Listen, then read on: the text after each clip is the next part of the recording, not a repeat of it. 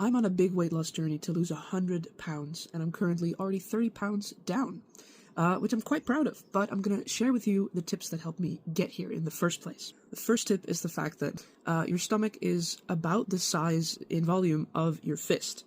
So when I make myself a meal, I consciously, and now subconsciously, because I've been doing it for a while, compare the size of the food that I'm eating to the size of my fist, which, as you can see, is not very big.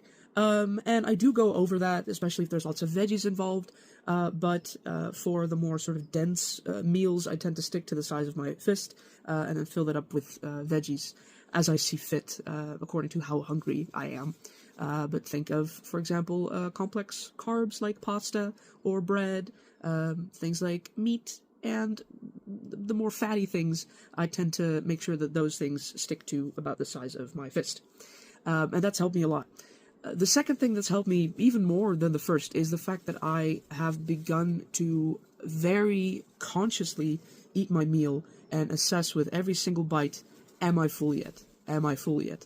Am I full yet? And I'm now, after a while of doing this, finally learning to actually listen to my body's cues on when I am reaching fullness. Because to me, growing up, when you're full, that meant that you could no longer get a bite down your throat. Then you were full.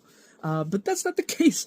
People with healthy eating habits and who grew up with healthy eating habits know that full means when you're just no longer really hungry, and the point when your food starts to taste a little bit less good.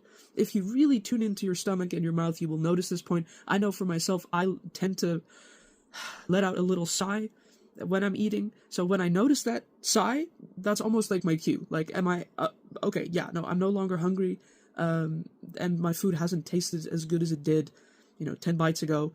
I'm gonna stop right here. The third big tip that I have is do not exclude all of the foods that you love, but do be mindful with your intake of them. For example, I am just about the biggest chocolate fiend you will ever meet.